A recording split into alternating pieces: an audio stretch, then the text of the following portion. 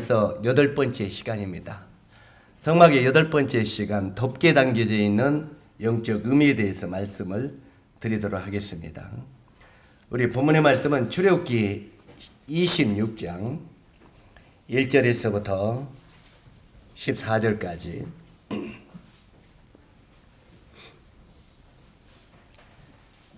출애굽기 페이지수로 122페이지, 출애굽기 26장 1절에서부터 14절까지 교독을 하도록 하겠습니다. 제가 1절을 읽으면 형제님들이 2절을 읽고 해서 14절까지 읽도록 하겠습니다. 너는 성막을 만들되 가늘게 꼰 배실과 청색, 자색, 홍색 실로 그룹을 정교하게 써놓은 10폭의 휘장을 만들지니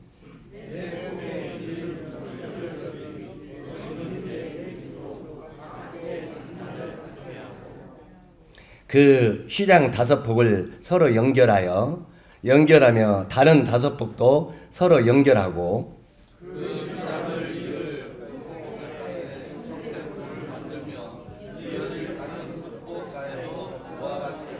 휘장 끝폭 가에 고 쉰개를 달며 다른 휘장 끝폭 가에도 고 쉰개를 달고 그 고들을 서로 마주보게 하고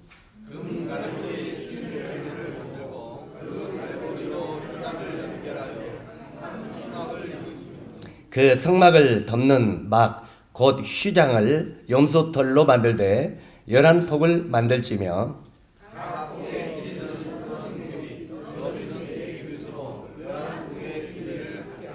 그 휘장 5폭을 서로 연결하며 또 6폭을 서로 연결하고 그 6채 폭 절반은 성막 전면에 접어들이고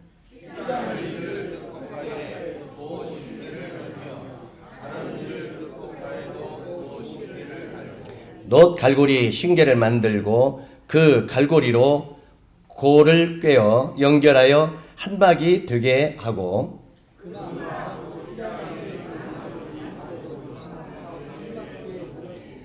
막 곧 휘장의 길이에 남은 것은 이쪽 한 규빗 저쪽에 한 규빗 성막 좌우 양쪽에 덮어 늘어뜨리고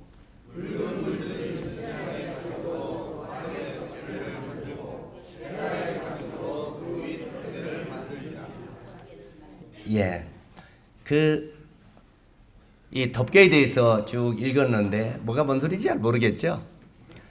물론 여기에 그 쉰개를 달고 고리를 몇 개를 달고 하는 것도 하나하나 영적 의미들이 다 있습니다. 그런데 그 영적 의미들을 다 이야기하려면은 요 한 가지만 가지고 또 한 일주일을 해야 돼요. 그래서 이렇게 우리가 먼저 큰 뼈대, 이 전체 뼈대가 무엇인가 이것만 먼저 마음속에 정립을 해 놓으면 그 다음에 이제 이 성경을 읽으면서 여러분이 개인적으로 읽으면서 그 새 가르치는 것들은 깨달을 수 있다고 믿습니다. 이제 오늘은 널판 위에 덮개의 의미를 살펴보기를 원하는데 성막은 4개 덮개로 덮여져 있습니다. 몇 개의 덮개로 덮여져 있다고요? 4개. 그런데 이 지난 시간에 공부한 것들을 잠깐 보면은 이제 우리가 처음에 그 번제단에서 이제 우리 죄를 위하여 제물이 드려졌죠. 그 다음에 이제 거기서 속죄, 그 죄사함을 받고 그 다음에 다음 단계가 뭐가 있습니까? 물두멍이 있죠. 물두멍은 이 물은 말씀을 상징하는데 말씀으로 우리가 구원받은 뒤에도 우리가 죄를 지어야 안 져요? 짓습니다. 구원받았다고 우리가 죄를 안 지는 것이 아닙니다. 이 더러운 것들은 죽을 때 주임나라 갈 때까지 계속 묻어옵니다. 이런 것들을 말씀으로 이렇게 씻으라 하는 의미입니다. 다시 말해서 이것은 여러 가지 의미가 나오는데 물두멍은 크게는 우리가 구원받은 성도는 이제는 침례를 받는 이런 의미도 있고요. 침례 받는 의미도 있고 그 다음에 침례 받고 계속 말씀으로 우리 자신들을 정결케 씻어가라. 이것은 곧 다른 말로 하면은 성화받는 생활을 하라 이런 의미입니다. 우리가 처음에 구원을 받았다고 하는 말은 영생을 얻었다고 하는 말입니다. 자, 전에도 말씀을 드렸습니다만 우리가 사도 요한이 이 땅에 오셔서 예수님의 제자인 사랑의 제자인 사도 요한이 몇 권의 책을 썼다고 했습니까? 3권의 책을 썼습니다. 첫 번째는 요한복음을 썼죠. 두 번째는 요한 1, 2, 3서 요한 서신서를 썼어요. 그 다음에 세 번째는 요한 계시록을 썼습니다. 바로 이 사도 요한이 3개의 책을 썼는데 이 사도 요한이 쓴 3개의 책은 크게 영적인 의미로 요한복음은 영생을 다루고 있습니다. 영생 곧 구원 문제를 다루고 있다는 말입니다. 그 다음에 요한 1서, 2서, 3서 바로 요한 서신서는 바로 우리가 성화를 이야기하고 있습니다. 영생을 얻은 성도들이 영생을 얻은 걸로 끝난 것이 아니다. 그럼 어떻게 되냐? 성화되는 삶을 살아야 된다. 성화되는 삶을 살아야 된다는 말은 점점 그리스도를 닮아가는 생활을 해야 된다는 것입니다. 이해 가시죠? 그런데 우리가 구원받은데 1년 돼야 5년 돼 10년이 되는데 그리스도를 닮은 생활을 하지 아니하고 오히려 주님과 더 멀어지는 생활을 한다면 이거 문제가 있어요, 없어요? 문제가 심각하죠.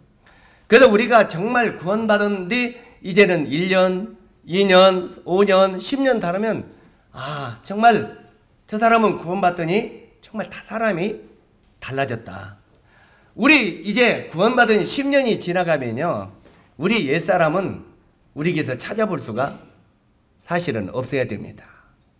그래 안 그래요? 옛사람 막 전에 막 싸우고 욕하고 막 시기하고 막 질투하고 하던 이 옛사람은 흔적이 점점 없어져야 됩니다. 그래야 그 사람이 성화되어 가는 삶을 살았다고 말할 수 있잖아요. 그런데 우리가 당신은 구원받은 지 10년, 20년 되면서도 그 모양이야? 이건 이상한 겁니다, 이게. 이건 뭔가 진보, 믿음의 진전이 오는 게 아니라 믿음의 퇴보가 오는 겁니다. 그래서 사도 바울은 내가 너희를 믿음의 뒤로 물러나는 걸 기뻐하지 않는다고 했잖아요. 믿음은 항상 앞에서 부르시는 상급의 표대를 향하여 앞으로 나아가는 것이지 뒤로 물려가는 게 아니라는 말입니다. 그래서 적어도 우리가 구원받으면 이제는 성화되어 가는 삶을 살아야 된다는 겁니다. 이해 가시죠? 그리고 이제 요한계시록은 뭐냐? 요한계시록은 성화되는 삶을 살다 보니까 그때는 이제 죄와 상관없이 이 땅을 이스라엘에게 살던 모든 걸 놓아두고 하늘나라로 떠나는 거. 이것을 다른 말로 하면 영화되는 삶이라고 말합니다. 영화. 말하자면 이제 하나님의 나라의 영화로운 삶을 누리는 삶이다. 이 말입니다. 그래서 우리가 이 사도 요한이 3권의 책을 썼는데 먼저는 우리가 구원, 영생을 얻어야 된다. 그 다음에 영생을 얻은 사람은 성화되는 삶을 살아야 된다. 그 다음에 성화되는 삶을 살다 보면 죄와 상관없이 영원한 영화, 주님의 나라에 들어간다. 이 과정이 바로 이 사도 요한이 쓴 책에 다 기록되어 있습니다. 그래서 우리가 이제 성화되는 삶을 살기 위해서는 어떤 성경을 많이 읽어야 되겠어요? 요한 서신서를 많이 읽어야죠. 요한 서신서를 읽고 이제 계속 거기에서 가르치는 영적 의미들을 배우고 앞으로 믿음의 진전을 해야 됩니다. 그런데 이제 그쪽으로 나가지 못하고 요한복음에 계속 머물러 있으면 오늘도 구원, 내일도 구원, 모레도 구원 여기서 끝난다 이 말이에요. 그래서 우리가 십자가에 그냥 오늘 구원받은 거 하나만 갖고 있는 거예요. 물론 그것마저도 잊어버리면 문제가 있죠.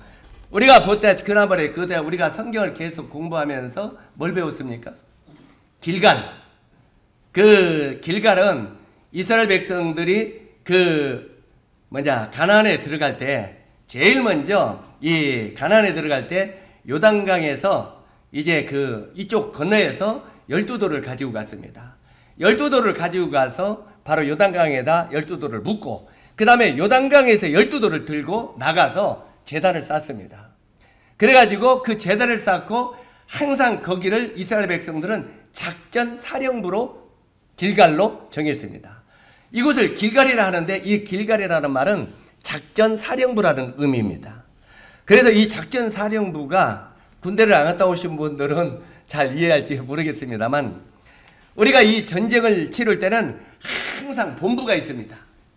본부에 보면 그것을 이제 그 소대, 중대에서부터 주대, 대대, 뭐 사단, 뭐 조금 이렇게 보면은 이제 그 중대 본부가 작전사령부입니다. 작전사령부는 그 사람들은 전쟁도 안 해요. 전쟁도 않고 이제 이방 상황실에다 놓고 막 전화로만 합니다. 그리고 이제 거기 막 포병은 어디를 공격하고 저 포병은 어디를 가고 뭐하고 이렇게 해서 거기서 지도를 펼쳐놓고 막 하고 승리하도록 계속 작전을 지시하는 것이 작전사령부입니다. 맞습니까? 봐, 이게 이제 그 사람들은 그래서 행정반에 가려고 하는 사람들이 많아요. 왜 그러냐면 거기 가면 훈련도 따뜻한, 다른 데는 그냥 추운데 행정반 안에는 추워요, 안 추워요?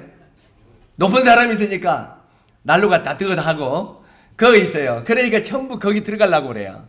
그런데 다른 사람은 저쪽에 눈밭에 가가지고 그냥 텐트 하나 쳐놓고 거기서 그냥 이렇게 너무 추우니까 우리들 보면 텐트 하나 치고 그 겨울 생존 훈련 받으면 너댓 명이 딱 보동거자요. 남자들끼리. 왜? 서로 열나라고. 그런데 행정반은 난로가 따뜻하죠. 근데 행정반이 난로가 따뜻하지만 그 사람들이 손이 굳으면 전쟁은 못합니다. 왜? 이걸 잘 해야 되니까. 작전. 바로 이 성경의 길갈이 작전사령부입니다. 그래서 그 여호수아가 항상 말하기를 너희가 전쟁을 하다가 승리하더라도 길갈로 돌아오고 전쟁을 하다가 실패를 하고 패배를 하더라도 길갈로 돌아와라. 이렇게 말합니다. 그래서 길갈에서 새로운 충전을 하고 다시 전쟁에 임하라고 말하고 있죠. 그래서 이 길갈은 굴러간다 이런 의미인데 실제로 작전사령부로 우리가 굴러간다 이런 의미입니다. 항상 그리 되돌아간다. 그런데 이 길갈의 의미가 지난번에 뭐라고 했습니까? 십자가의 구속이라고 말씀을 드렸어요. 영적인 의미래요. 그러니까 우리가 이 세상을 살면서 실패하거나 성공하거나 예수님의 십자가의 근본 은혜를 잊어서는 안 된다는 말입니다. 그래서 항상 십자가의 은혜는 우리 마음속에 있어야 돼요? 없어야 돼요? 있어야 돼.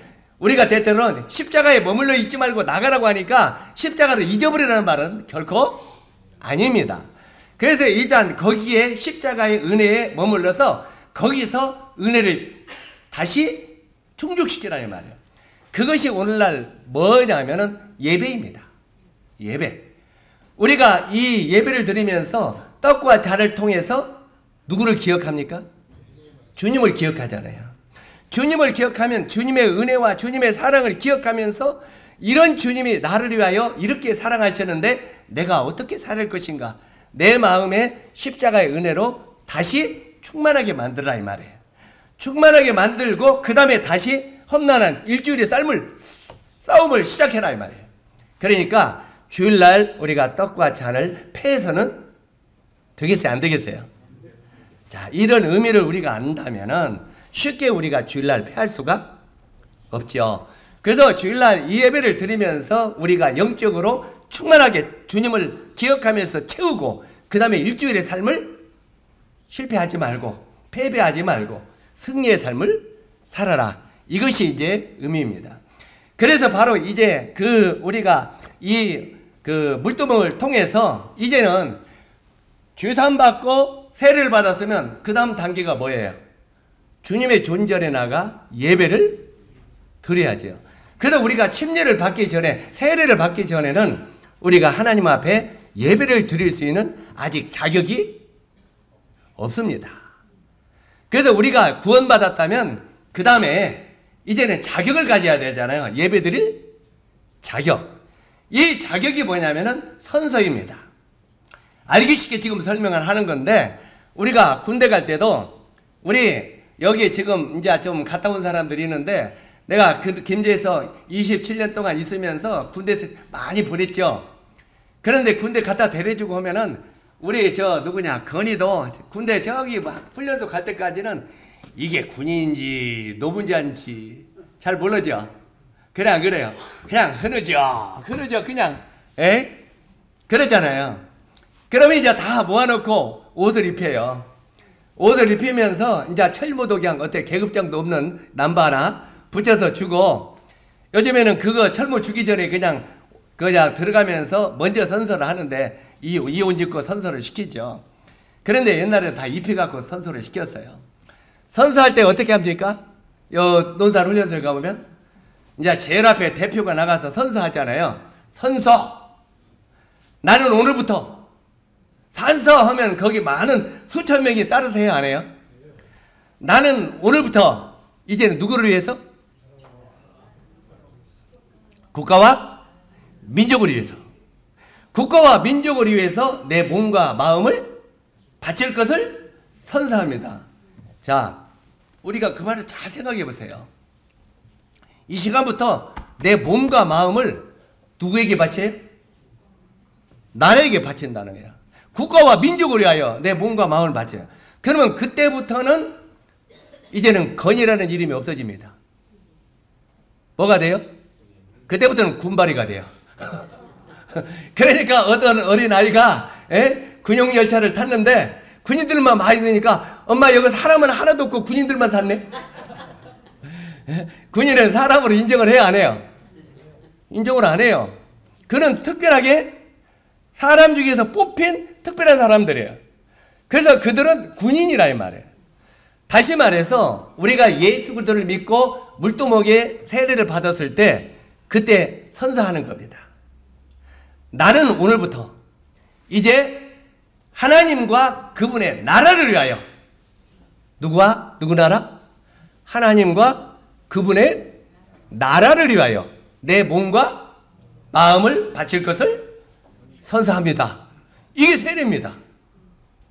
자, 그때부터는 내가 나예요? 아니면 내 이름이 없어져요? 그때는 내 이름 없어져요. 그때부터는 뭐라고 칭하냐면 그때부터 너를 그리스도인이라 칭함을 받으니라. 한번 따라서 하세요. 이제부터 너는 그리스도의 사람이 되었느니라. 이 그리스도인이라고 하는 말은 예수 그리스도 플러스 인 사람. 그래서 예수의 사람이 되었다 이 말이에요. 그래서 그리스도인이라고 말하는 거예요. 이해 가십니까? 다른 말로 하면 내가 예수에게 어떻게 했다고요? 속해졌다 이 말이에요. 여러분 정말 예수 믿고 구원받고 칭의 받은데 예수님께 여러분이 속해져 있습니까? 그런데도 왜 내 마음대로 살아요? 그때부터 군인이 되어가지고 선서한 뒤에 군대 생활 하기 싫다고 집으로 오면은 어떻게 돼요? 그건 탈영병이요. 탈영병이요. 자기 마음대로 군대 생활 하기 싫다고 나올 수가 없어요. 왜? 선서했기 때문에. 다시 말해서 우리 몸과 마음이 주와 복음을 하여 살겠다고, 그 나라를 위해 살겠다고 했으면 우리는 항상 내가 하늘나라의 백성임을 잊어서는 안 된다는 말입니다. 이해 가십니까? 그러면 이제 하늘나라 백성이면 그분의 말씀을 순종하며 하나님의 사람답게 그렇게 살아가려고 해야 진짜 그리스도인이 되는 거 아니겠습니까? 그래 안 그래요? 그래서 때때로는 그때는 우리 기분과 감정으로 주님을 섬기는 것이 아니라고 하는 말입니다. 군인 입대하면은 그때부터 지 감정으로 주님 섬기지 못하는 것입니다. 기분이 좀 나왔다고 탈영했다는 그건 죽는 거예요. 감옥에 갔죠. 그러니까 그때는 기분과 감정으로 살자냐고 국가의 명령을 순종하고 따라가는 겁니다. 우리가 예수 그리스도의 사람이 되었으면 이제는 전에는 마귀의 자녀가 됐다가 이제는 하나님의 사람으로 살아가는 것은 정상이다 이 말입니다. 아멘? 예, 이걸 지금 이야기한 이 성막을 통해서 하나님은 이걸 하나하나 단계를 이야기하고 있는 거예요. 자, 그래서 이제 물동을 가지고 이제는 그가 세례를 받았으면 이제는 예배드리는 사람이 되어야 된다는 거예요. 예배드리는 사람이 되기 위해서는 하나님은 거룩한 분이에요. 하나님은 거룩한 분이니까 시커먼 죄를 가진 우리를 통해서는 예배받을 수 있어요, 없어요? 없습니다. 그래서 우리 이 아카시 나무같이 우리는 이제까지 왜 하필이면 아카시 나무일까요? 이 아카시 나무는 그 가시가 많이 있어 없어요? 가시는 찔러요 안 찔러요? 우리가 인생을 이제까지 어떻게 살았어요? 다른 사람을 찌르면서 살았어요. 그래 안 그래요? 아내가 남편을 찌르고 남편이 아내를 찌르고, 예? 아버지가 자식을 찌르고 자식이 부모를 찌르고, 우리 때때로는 가시나무처럼 찌르면서 살았어요. 우리가 정령 구원받고 그리스도 안의 사람이 됐다면 이제는 찌르는 사람이 되어야 되겠어요? 포옹하는 사람이 되겠어요? 포옹하는 사람이 돼요. 사랑으로 모든 걸 감싸라, 이렇게 말하고 있는 거예요. 허물을 덮어주고. 그래서 실제로 아카시나무에다가 하나님이, 아카시나무를 통해서는, 찔르는 나무를 통해서는 하나님의 예배를 받을 수 없다는 말이에요. 그래서 하나님께서 뭐라고 했습니까? 한번 따라서요. 내가 거룩하니 너희도 거룩할지니라. 자, 그런데 우리가 우리 힘으로 거룩해질 수 있어요, 없어요? 없어요. 아무리 거룩하라고 해도 내가 내 힘으로 거룩해질 수가 없어. 그러니까 하나님이 우리를 껍질을 할랑 벗겼어. 아카시나무 끌어다가 껍질을 할랑 벗겨서 다듬어 갖고 거기다 뭘로 입혀놨어요? 금으로 입혀놨다는 말은 하나님의 거룩을 입혀놨다 이 말이에요. 이해 가십니까? 하나님이 우리를 거룩으로 옷을 입혀놨다 이 말이에요. 그래서 하나님이 우리를 볼 때 거룩한 사람이 된 거예요. 이해 가십니까? 내가 나를 보면 지금도 아카시나무야. 구원받았다고 하는 우리가, 내가 나를 보면 아카시나무예요. 오늘도 내일도 넌 찔르기나 하고 좋아하고, 넌 판단이나 좋아하고, 송사하기나 좋아하고, 비판하기나 좋아하고, 가시나무단 말이에요. 그래 안 그래요? 앉았다면 우리 누구 이야기 허물 잡을 사람이 누가 있을까 연구해요, 안 해요? 응? 한번 두 사람만 따로 앉아서 보세요. 저 방에 우리 노인들 두 분만 딱 앉혀놓어 보세요. 둘이 얼굴 쳐다보면 심심해, 안 심심해요? 심심해져. 심심하니까 이제는 누구를 찔러까 하고 구상하는 거예요. 응? 누구를 찔러까? 아, 저 우리 교회 나온 저기 뭐냐, 저기 박 할아버지 있지? 예, 누구? 아이, 저 박연옥 할아버지 말이야. 예, 그 양반 머리 희대. 나는 시커먼 물들여서 처음에 아직 그냥 시커먼 줄 알았더니 알고 본 게 하얗대. 이제 거기서부터 시작해. 거기서부터 시작해가지고 콩이야 파시야 하면서 성격이 어떻대, 못돼 먹었대, 착하대, 아직도만 안 좋대, 점점 나와요, 안 나와요? 그러면 그 이야기가 이제 꽃이 피어가고 있어. 그냥 이게 뭐야? 완전히 둘이 앉혀놓으면은 거기서 우리가 뭘 깨닫게 되냐면, 아, 나는 여전히 아카시나무구나. 성경에 우리가 에비멜렉 저기 그 요담의 그 지혜로운 그 기도원 거기 보면 사사기에 나와요, 안 나와요? 예? 그 에비멜렉이 그 가시나무에게 너는 우리 왕이 되라. 그러니까 내가 그래 좋다, 왕이 되겠다고 가시나무가 얼른 왕이 됐죠. 그런데 다른 나무 무화과나무에게 네가 우리 왕이 되라 하니까 무화과나무는 뭐라고 했습니까? 아이고, 나는 내가 무화과나무 열기도 바쁘고 내가 할 일도 많은데 내가 무슨 왕이 되려? 나는 거기 왕이 되지 않겠다. 또 포도나무에게 말하니까 포도나무도 나는 왕이 되지 않겠다. 진짜 그게 왕이 될 나무들인데 않겠다는 거예요. 그런데 가시나무에게, 가시나무야 네가 우리 왕이 되라. 좋다, 내가 왕이 될 테니까 너는 나한테 무릎 꿇어. 그렇게 나와 있잖아요. 그게 뭡니까? 우리는 본성으로 우리 마음속에 누가 자리 잡고 있다고요? 아카시나무가 자리 잡고 있다 이 말이에요. 이해 가시죠? 그래서 우리가 두 명만 한번 하루 종일 앉혀놓으면 내가 얼마나 형편없는 찔러대는 아카시나무인지를 깨달을 수 있어요. 그래서 내가 어떤 때 보면은 자꾸 아카시나무 노릇만 하지 말고 여러분이 금으로 세운 걸 기억해 한 소리가 그 소리야. 자, 아카시나무를 잘라내가지고 거기다 뭘로 세워놨어요? 금으로. 그러면 이제 내가 금으로 세워진 아카시나무라는 걸 기억하면은 그 다음부터 둘이 모아놓으면은 어떤 이야기가 나오겠어요? 둘이 나오면은 저 박영감님이 말이야 이 소리가 나왔어요. 아, 정말 그 우리 박영감님 정말 신령하시대, 정말 훌륭하시대. 그럼 자매도 볼 때 그랬어? 내가 보니까 더 훌륭하대.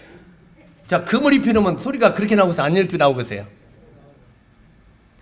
자, 오늘부터 우리 영제자님들은 내가 아카시나무인데 내가 아카시나무로 그대로 있는 사람인지 금을 세우는 사람인지 기억하십시오.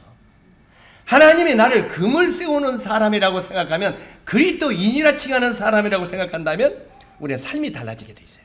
왜? 내 자신의 신분을 아는 거예요. 그래 안 그래요? 옛날에 그 거지 왕자도 나오잖아요. 에? 거지에다가 왕옷 입혀봐요. 그 다음부터 야 한푼 주시오 하고 댕겨? 왕복 입고? 아니죠. 그때는 어떻게 하면 말도 여봐라 이걸 배우려고 하고 애쓰잖아. 그죠? 마찬가지로 우리가 하나님의 그리스도인으로 금으로 거룩함으로 옷을 입혀놨다면 우리가 어떻게 살아야 될 것인지를 생각해야 된다 하는 말입니다. 그래서 실제로 우리 이 널판지에다가 금으로 저렇게 입혀놨는데 지난번에 공부할 때 뭘 배웠습니까?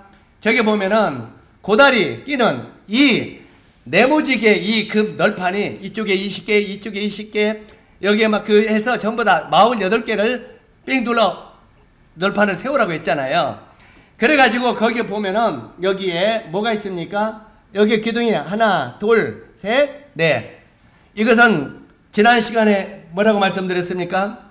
지난 시간에 전부 그 사도행전 2장에 보면은 그 우리가 구원받은 그리스도인들이 어떻게 하라고 했어요? 서로 처음에 뭐라고 했어요? 에?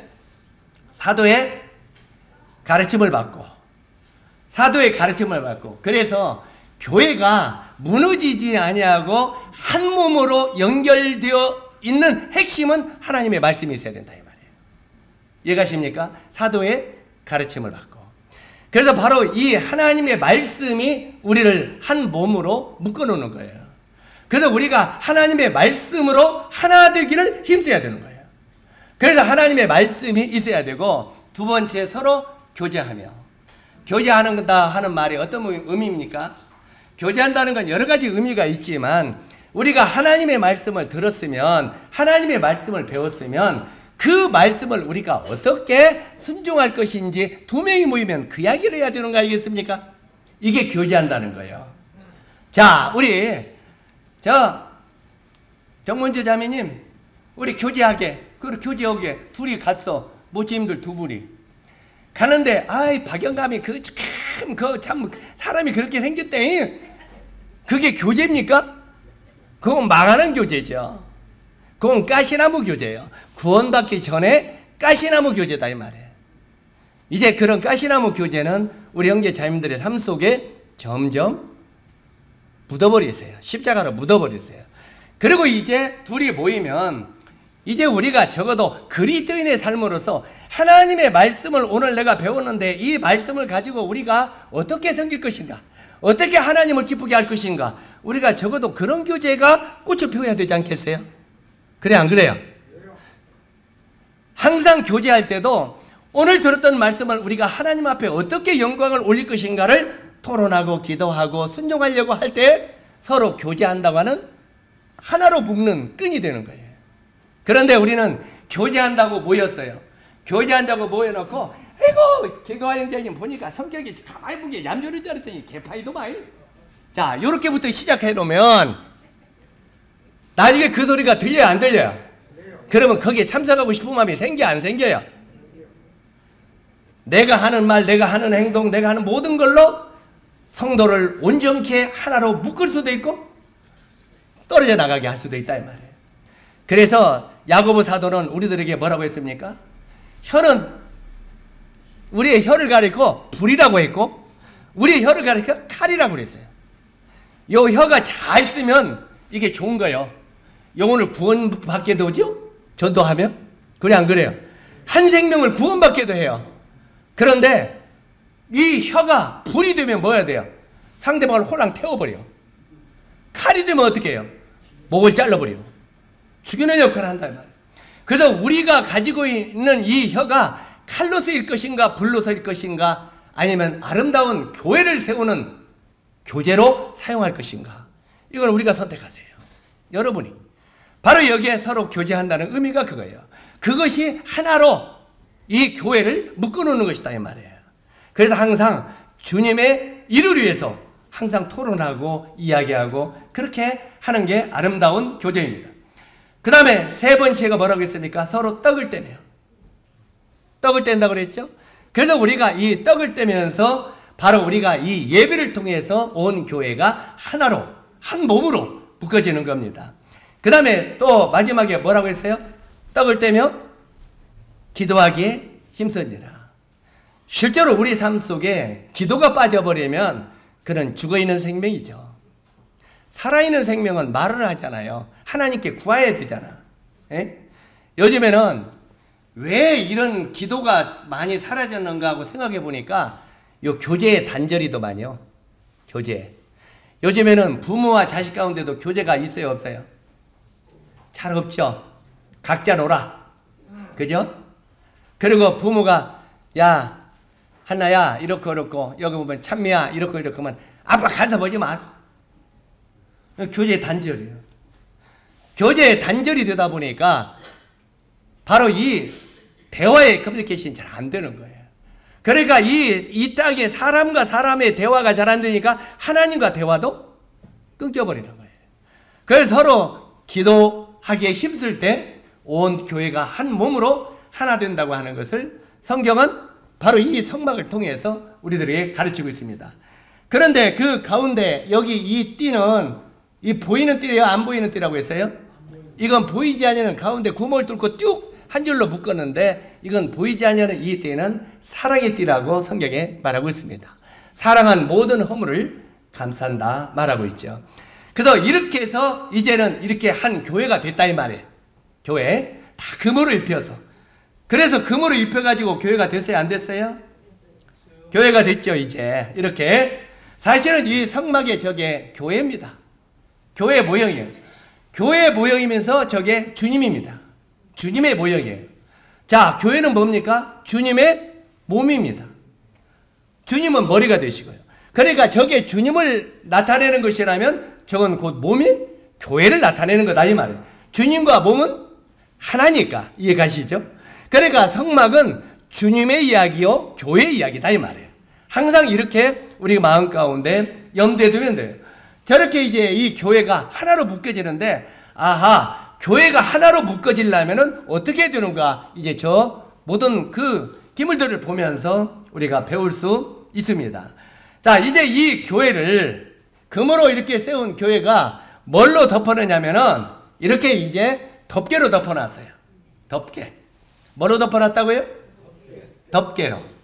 덮개로 덮어놨는데 아까 뭐라고 했습니까? 성막은 4개의 덮개로 이렇게 덮여져 있다고 말씀을 드렸습니다. 자, 그런데 성소의 첫 번째 덮개는 총천연 색실로 천사들로 수놓은 아름다운 모습으로 만들어져 있습니다. 이게 첫 번째 덮개입니다. 이 첫 번째 덮개는 색깔이 몇 가라고요? 이 그 색깔이 맞으면 이 실로 이렇게 그 덮개를 만들었는데 제일 안에 들어가는 거 이것은 그 덮개가 총천연색 실로 만들었어요. 4가지 실로. 뭔 색? 뭔 색? 뭔 색? 뭔 색이라고 했어요? 청색, 자색, 홍색, 백색. 여기 배씨라고 하는 건 백색입니다. 그런데 이렇게 4개의 실로 수놓았는데 천사들로 수놓은 아름다운 모습입니다. 그 다음에 두 번째 실. 여기에 두 번째 실이죠. 여기에. 첫 번째 덮개, 두 번째 덮개는 뭘로 만들었다고 했습니까? 염소털로 딴 세마포 천이라고 말하고 있습니다. 뭔 털로? 염소털로. 그 다음에 세 번째 덮개는 홍색 실로 물들인 수양의 가죽이라고 말하고 있습니다. 이거예요. 이것은 수양의 가죽인데 이것은 빨간색으로 물들였습니다. 그 다음에 네 번째 덮개. 제일 껍질이죠. 요거 네 번째 덮개는 회갈색인데 이것은 물개 가죽으로 만들었습니다. 자, 제일 안에는 총천연색 실로 천사들을 수놓은 아름다운 모습이고 두 번째는 염소털로 단 세마포고 세 번째는 홍색 물들인 수양의 가죽입니다. 네 번째 덮개는 회갈색 물개 가죽이라고 말하고 있습니다. 자, 그러면 이 첫 번째 덮개, 바로 여기에 나오는 이 첫 번째 덮개는 예수 그리스도의 모형인데 예수 그리스도의 모형, 성막 전체가 예수 이야기예요. 참 이야기하면은, 자, 성경은 구약은 오실 예수, 신약은 오신 예수, 다시 오실 예수. 그러면 신약과 구약은 누구 이야기예요? 예수 이야기예요. 성막도 전체가 예수의 이야기예요. 교회 이야기예요. 그렇기 때문에 이 모든 것은 바로 예수님을 나타내고 있다 이 말이에요. 그래서 우리가 성경을 읽을 때 베드로는 뭐라고 말하고 있냐면, 샛별이 너희 마음에 떠오르기까지 깊이 상고하는 것이 가아니라, 이렇게 되어 있어요. 여러분이 성경을 읽을 때 성경 속에서 예수 그리스도가 떠오르기까지 깊이 상고하라는 거예요. 자, 여러분이 신약 성경을 읽을 때도 그냥 읽지 마세요. 어떻게 읽어야 됩니까? 오늘 제가 빌립보서 1장을 읽습니다. 주님, 빌립보서 1장을 통해서 우리 주님이 나에게 어떻게 나타내기를 원하십니까? 기도하십시오. 빌립보서 1장을 통해서 우리가 주님의 모습을 발견해야 됩니다. 주님이 마음속에 떠올라야 돼요. 그래야 성경을 읽었다고 말할 수 있어요. 그러면 우리가 나중에 나올 때 뭐라 합니까? 빌립보서 1장을 통해서 우리 주님이 이렇게 나타나시고, 그분이 이렇게 조명하시고, 그분이 우리 길을 이렇게 인도하신다. 누가요? 예수 그리스도가. 그래서 이 한 구절 한 장 한 장을 읽을 때 우리는 그 안에서 먼저는 기도할 때 주님이 이 말씀 속에서 주님이 떠오르기, 내 마음속에 떠오르도록 지혜를 주십시오. 그렇게 이야기하고 기도하고 성경을 읽으십시오. 그런데 한 번 읽어보면 뭐가 뭔 소린지 잘 모르겠어요. 그럼 어떻게 해야 되겠습니까? 에이, 모르겠다, 넘어가자. 그러면 100번 넘어갑니다. 어떻게 해야 되겠습니까? 주님, 이 말씀 속에서 잘 모르겠습니다. 이 말씀의 의미가 어떤 걸 가르치는데 다시 한번 저에게 들려주십시오. 기도하고 다시 천천히 그 말씀을 다시 읽으십시오. 이제 그 몇 번을 읽으면 조금씩 그 속에 감춰있는 예수 그리스도가 떠오릅니다. 아, 주님이 이 말씀 속에서 나에게 이렇게 말씀하고 계시는구나. 이게 떠오르게 돼 있어요. 샛별이 너희 마음에 떠오르기까지 깊이 묵상하는 것이 가다 이 말이에요. 그래서 바로 우리가 성경을 읽으면서는 성경 속에서 나타난 예수 그리스도를 내 마음속에 떠오르도록 기도하면서 읽어야 된다는 말입니다. 자, 그래서 덮개는 예수 그리스도의 모형인데 여기에 아까 4가지 색깔로 말하고 있다고 했죠? 제일 먼저 청색입니다. 청색은 하늘에서 오신 예수 그리스도를 상징하고 있습니다. 한번 따라서 하세요. 하늘에서 오신 예수 그리스도. 그 다음에 자색은 만왕의 왕 되신 예수 그리스도를 상징하고 있습니다. 따라서 하세요. 만왕의 왕 되신 예수 그리스도. 우리가 이 자색옷에 대한 것은 성경에 많이 나오죠. 요셉도 그 아버지 야곱이 자색옷을 집에 입잖아요. 그 당시 이 자색옷은 왕들이 입는 옷과 고관들이 입는 옷들을 자색으로 만들었습니다. 그리고 우리가 신약에 보면은 루디아라고 하는 그 옷감 장사가 있었죠. 그 빌립보 교회의 초창기 창시자. 다시 말해서 유럽에 처음에 복음이 시작된 그 사도행전에 보면 루디아가 장사를 했는데 무슨 장사를 했습니까? 자주 장사했어요. 자주 옷감 장사. 그러니까 오늘날로 말하면 고급 옷감 장사를 했다 이 말입니다. 루디아가. 그래서 이 성경에 나오는 자주색은 왕, 그 다음에 부자 이런 사람들이 입는 옷입니다. 그래서 예수님이 십자가에 돌아가실 때도 뭘 입혔어요? 자주색 옷을 입혔다고 그랬죠. 그래서 네가 왕이냐? 이 유대인의 왕이여 하면서 입혀놓고 빚고 왔죠. 그래서 자색은 만왕의 왕 되신 예수 그리스도를 상징하고 있고, 홍색은 빨간색이죠. 고난당하신 예수 그리스도를 상징하고 있습니다. 홍색은 피를 상징하잖아요. 고난. 그래서 고난당하신 예수 그리스도. 그 다음에 백색은 부활하신 예수 그리스도. 이 백색은 부활하신 예수 그리스도, 거룩하신 예수 그리스도. 여러 가지 의미들이 있죠. 자, 그래서 이 두 번째 덮개는 버림받은 예수 그리스도의 모형입니다. 두 번째 덮개. 두 번째. 제일 앞에 보면은, 여기서 보세요. 이게 첫 번째. 두 번째, 세 번째 이렇게 말하고 있는데 실제로 여기에 두 번째 제거는 버림받은 예수 그리스도의 모형입니다. 염소털로 짠 덮개인데 죄를 대신 지고 버림받은 죄물을 상징합니다. 우리가 구약성경 레위기 16장 20절에서 22절에 보면은 이런 내용이 기록이 되어 있습니다. 자, 여기 보면은 주님의 영광, 대속의 주님, 주님의 온전한 일생, 주님의 겉모습, 주님의 저기 제일로 물기까지 건 주님의 이 땅에 오신 예수 그리스도의 겉모습입니다. 그런데 실제로 여기에 그 염소털로 탄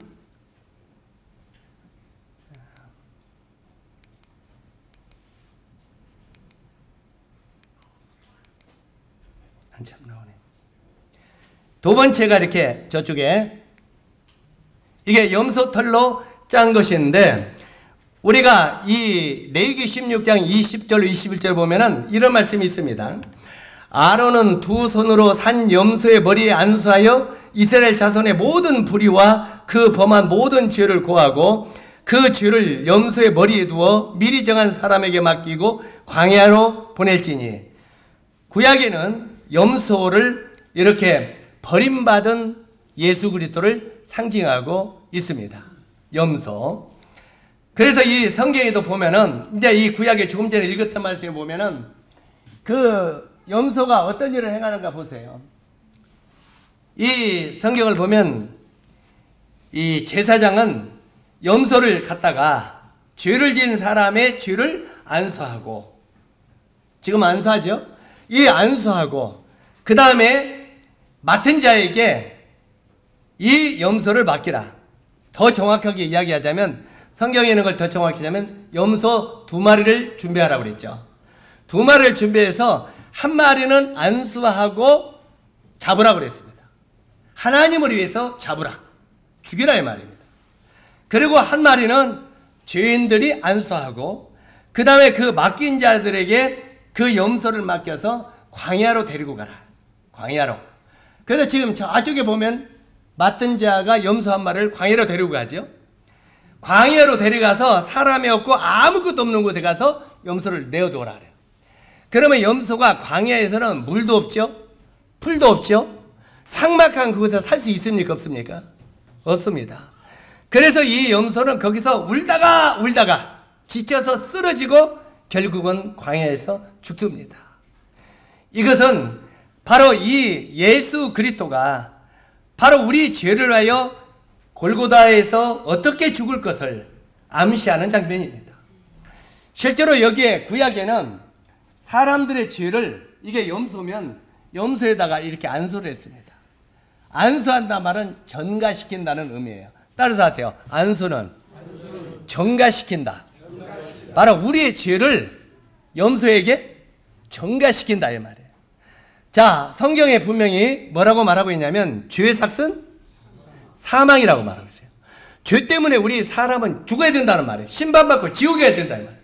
그런데 우리 죄를 염소에게 이렇게 전가시킨다 이 말이에요. 안수. 전가시키고 이렇게 들으면은 이제 한 마리는 이 염소를 갖다가 죽였다 이 말이에요. 그러면 이 염소가 내 죄를 위하여 죽는 거예요.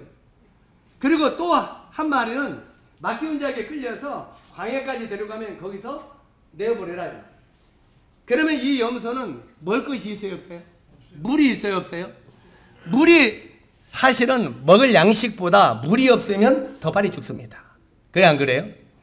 그러니까 예수 그리스도 그분이 어린 양으로서 십자가를 지실 때 뭐라고 했습니까? 내가 목마르다 그랬죠. 내가 목마르다. 그런데 그 군병이 그 숭늉 이렇게 저 유설초에 보던 거 그걸 입에다 대니까 그걸 맛보시고 먹지 않으셨다고 그랬죠. 그것은 예수 그리스도가 우리 죄를 위하여 최고의 모든 고통을 다 담당한다는 의미입니다. 남김없이 우리 모든 죄를 그분이 다 지은. 구약에는 염소가 이렇게 버림받아서 광야에서 울부짖다가 거기서 죽어갔습니다. 신약에는 어린 양 되신 예수 그리스도가 십자가에서 울부짖었습니다. 어떻게 울부짖었습니까? 엘리 라마 사막다니, 나의 하나님 어찌 나를 버리셨나이까. 바로 이렇게 울부짖으시면서 내가 목마르다 하시면서 그분이 숨을 거두셨습니다. 바로 이 구약의 염소가 우리 죄를 지은 인간을 대신하여 죽어가는 그 모든 모습은 바로 신약의 예수 그리스도의 죽음을 우리들에게 예표하는 내용이다 이 말입니다. 그러니까 이 성막에서 움직이는 모든 것은 우리 주 예수 그리스도와 교회의 모형을 그대로 가르치고 있다는 말입니다. 자, 이 모든 구약이 이것은 그림자였다. 그림자. 그리고 신약에는 요한복음 1장 29절에 보니까 한번 따라서 하세요. 보라, 세상 죄를 지고 가는 하나님의 어린 양이로다. 구약에 이렇게 양들이 죽고 염소가 죽은 것은 어린 양 대신 예수 그리스도가 죽을 것을 예표한 것이다 이 말입니다. 이렇게 죄를 대속하기 위하여 버림받은 예수 그리스도가 사람과 하나님이 만나는 성소와 지성소를 덮어서 보호하신다고 하는 의미가 덮개입니다. 바로 이 덮개, 염소털로 만든 그 덮개가 이 금으로 만든 이 널판을 이렇게 덮고 있는 것은 예수 그리스도의 십자가의 죽음과 희생이 바로 우리를 이렇게 덮고 교회를 덮고 있다고 하는 의미입니다. 그래서 우리가 성경을 쭉 읽다 보면 하나님이 교회를 어떻게 돌보신다고 했습니까? 눈동자처럼 돌보신다. 눈동자처럼. 자, 눈은요, 우리 몸 중에서 제일로 민감한 게 눈입니다. 자, 내가 여기다 대봐야 내가 눈 하나 깜빡합니까? 안 놀래죠? 여기대도 안 놀래요. 요렇게 하면 놀래요, 안 놀래요? 이 바늘이 눈으로 오면 깜짝 놀랍니다. 그만큼 우리 주님이 몸된 교회를 눈동자처럼 지키신다는 거예요. 그러니까 여러분을 이렇게 주님이 지키시는 분이기 때문에 여러분이 정말 그분이 나의 보호자요, 나의 방패되시오, 나의 산성이라는 것을 믿는다면은, 정말 믿는다면은 그분을 전적으로 신뢰하고 그분 안에 거하라고 하는 것입니다. 자, 여기에 이 널판지가 이런 뭡니까? 이런 덮개 안에 지금 들어있죠. 자, 덮개 안에 4가지 포장이 이렇게 덮여 있어요. 4가지 포장이. 제일 먼저는 천사들이 우리를 보호하신다는. 거기 보면 4가지 설자시로 보면 천사들이 순화해 있다고 했죠. 우리가 구원받으면 여러분은 알지 못합니다. 알지 못하지만 우리를 섬기는 심부름꾼 천사들이 하나씩 붙습니다. 여러분 천사 압니까? 자기 천사가 있어요. 못 느끼죠? 우리가 딱 구원받는 순간 하나님이 천사들을 하나씩 우리를 섬기라고 종으로 주십니다. 그래가지고 여러분이 기도하면요, 기도하잖아요. 조용히 은밀히 기도하잖아요. 그러면 여러분 옆에 같이 거하고 있는 천사가 여러분의 기도를 가지고 하늘로 올라가는 거예요. 이건 그냥 이야기가 아니라 성경이 그렇게 말하고 있어요. 우리의 기도를 가지고 하늘로 올라가요. 올라가서 지금 저기 그 천사가 박영감이라고는 안 컸죠.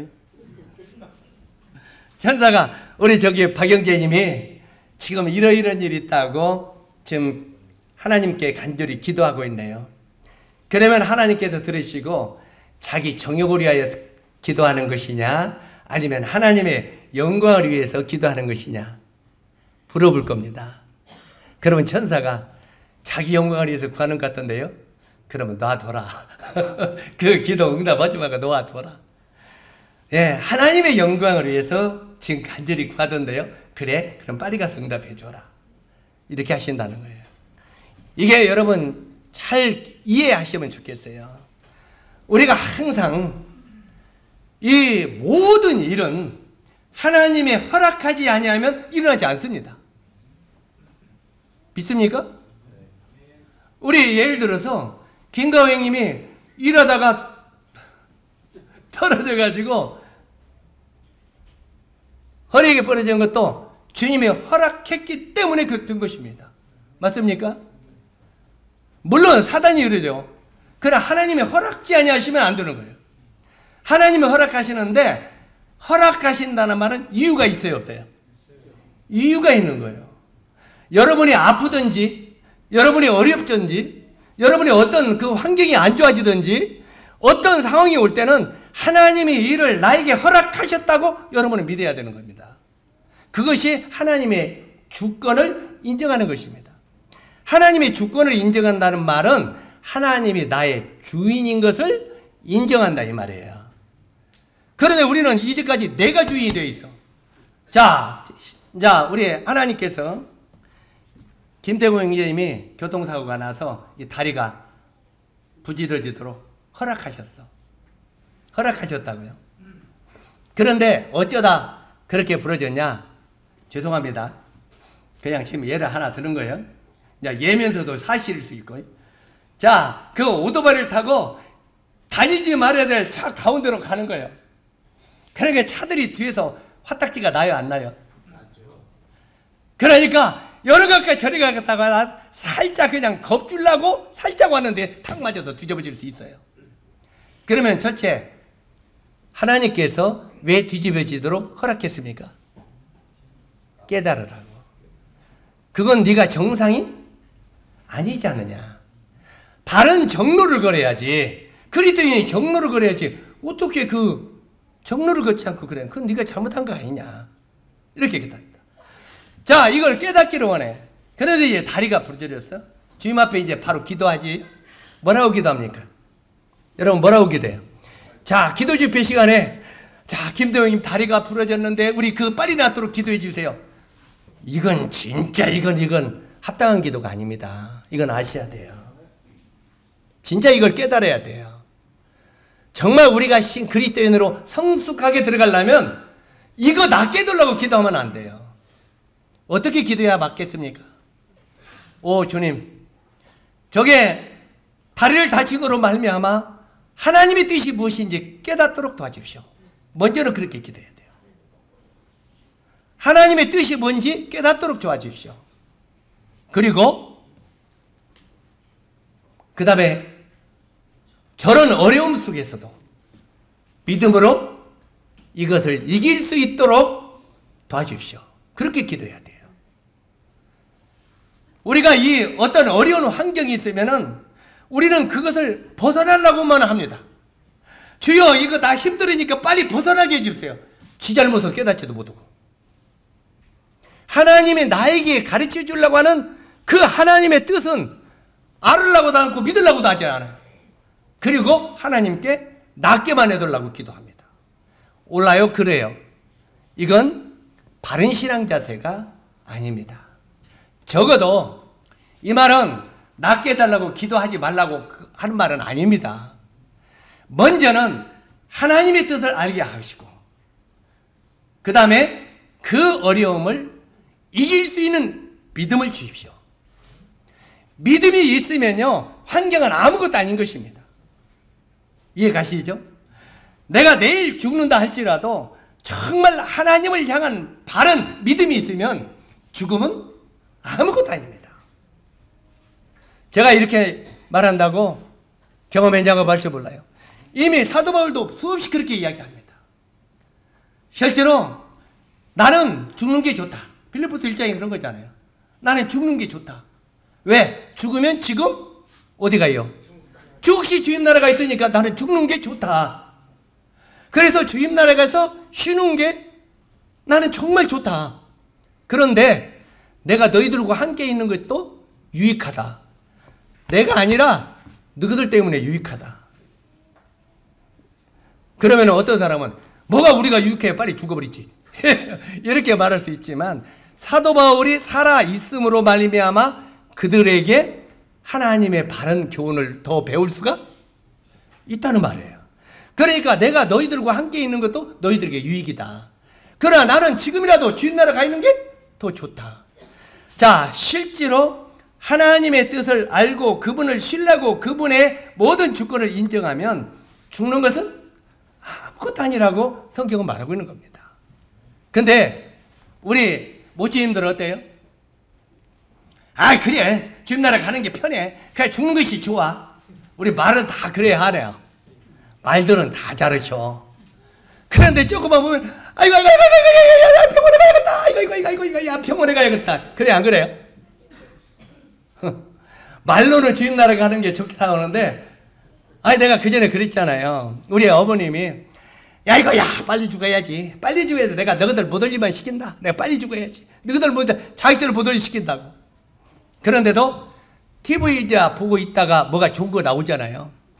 야 뭐 먹으면 노인들이 건강에 괜찮다는데. 자 우리 마음속에 정말 주님 나라 가고 싶은 마음이 있어요 없어요? 없어요. 이 세상에 더 살고 싶은 거예요. 이것은 아직 우리가 정말 믿음의 성숙에 있다고 말할 수가 없는 거라 이 말이에요. 그래서 실제로 여기에 우리 주님과 함께 하는 것을 우리는 정말 인정을 해야 된다. 바로 이 하나님의 놀라운 은혜와 사랑이 우리를 딱 덮고 있는데 제일 밑에는 천사들이 살펴보기를 원해요. 그 앞에 천사로 덮인 덮개가 덮여 있죠. 그 말은 우리 가장 구원받은 사람 옆에 천사가 대기하고 있다고 하는 것을 의미합니다. 그래서 천사로 수놓은 처정이 제일 가까이 있는 거예요. 그래서 우리 형제 자님들이 정말 내가 구원받고 있으면 나에게 심부름하는 천사가 항상 있다고 하는 걸 기억하십시오. 우리 히브리서 1장에 나와요 안 나와요? 나옵니다. 천사들을 섬기는 종으로 우리에게 주셨다는 거예요. 그래가지고 우리가 어떤 기도를 할 때 우리의 그 기도를 천사가 가지고 하나님 앞에 올라가서 구한다는 말이에요. 그런데 우리가 아직 육신적으로 구한 구할 때 기다려 이렇게 하는 거예요. 기다려. 에? 그러면 이제 우리는 뭐라 그래요? 이렇게 기도해도 왜 응답이 없어? 주님은 뭐라 그래요? 네가 좀 참된 기도가 뭔지부터 배워라. 그거부터 배우라 그래. 배울 건 배우지 않냐고 낫게만 해달라고 구하는 거? 이것은 아무것도 아니라 이 말이에요. 사업이나 모든 것도 마찬가지입니다. 성경에 보면요, 이 고기를 담을 그릇이 준비될 때 하나님이 고기를 채웁니다. 그래 안 그래요? 그런데 고기 바구니가 있어요. 근데 구멍이 3군데나 뚫렸어. 그렇고 주여 정말 바구니에 고기가 가득 차게 도와주십시오. 뭐 어떻게 그러냐? 예, 성도들 하나씩 삶아주고 싶습니다. 주님의 몸된 교회 성도들을 좀 맛있게 해주고 싶습니다. 그래 잡아봐라. 주여 열심히 잡는데 고기가 안 잡히나이다. 왜 안 잡혀요? 고기는 잡는데 왜 고기가 안 잡혀요? 빵구가 3군데나 나왔어요. 잡아넣으면 나가는 거예요. 그러면 주님은 먼저 뭐라고 말하는 거예요? 야 이놈아 바구니부터 돌아봐. 바구니부터 준비가 되라 이 말이에요. 바구니가 이제 그걸 들어서 아 여기에 빵꾸가 났구나 하면서 그걸 잘 수리를 해서 이제는 바구니가 잘 됐습니다. 이제 이렇게 할 수 있도록 도와주십시오 할 때 주님이 그때 채워주신다는 거예요. 우리가 사업을 하거나 무엇을 하거나 마찬가지입니다. 먼저 하나님이 축복을 안 해주는 것은 내가 아직 그릇이 안 됐다는 거예요. 그릇이. 우리가 먼저 그릇이 되면 하나님은 채우십니다. 아멘? 그래서 먼저는 채워달라고 기도하지 마십시오. 빵꾸가 나는데 계속 채워주면 뭐 하겠어요? 먼저는 그릇이 되도록 기도하십시오. 이것을 감당할 수 있는 그릇이 되게 해달라고. 우리가 그릇이 되면 그 다음에 하나님이 채워주시는 건 하루아침입니다. 이해 가시죠? 모든 게 그렇다 이 말이에요. 모든 것이. 이 성경은 이걸 통해서 우리들에게 그걸 이야기하고 있습니다. 그래서 바로 이렇게 천사가 항상 심부름하고 두 번째는 또 뭐예요? 뭐가 심부름을 해요? 바로 여기에 예수 그리스도의 그 피가 우리가 히브리서 3번째는 붓게 물들인 쇠양의 가죽으로 만들어지는데 이것은 십자가에 피 흘린 예수 그리스도의 모형이죠. 그래서 천국은 예수 그리스도의 피로 덮여져 있는 것입니다. 한번 따라서 하세요. 천국은 예수의 피로 덮여져 있다. 천국은 완전히 예수 그리스도의 피로 덮여져 있어요. 그래서 구원받은 성도들은 안전하게 보호하기 위해서는 예수 그리스도 피가 우리를 덮고 있다는 겁니다. 여기에 바로 이 성소의 덮개가 이렇게 4가지로 덮여 있는 것은 우리들에게 이유가 있는 거예요. 이런 놀라운 주님의 생명, 주님의 사랑, 주님의 희생이 우리를 딱 덮고 있다는 거예요.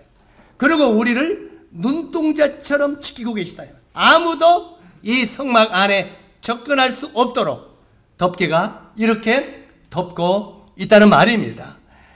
피 아래서는 우리 생명을 얻었고 이제 피 아래서 우리가 자유가 보장된다는 말입니다. 이제 마지막으로 4번째는 해달, 물개의 가죽입니다. 자, 물개의 가죽.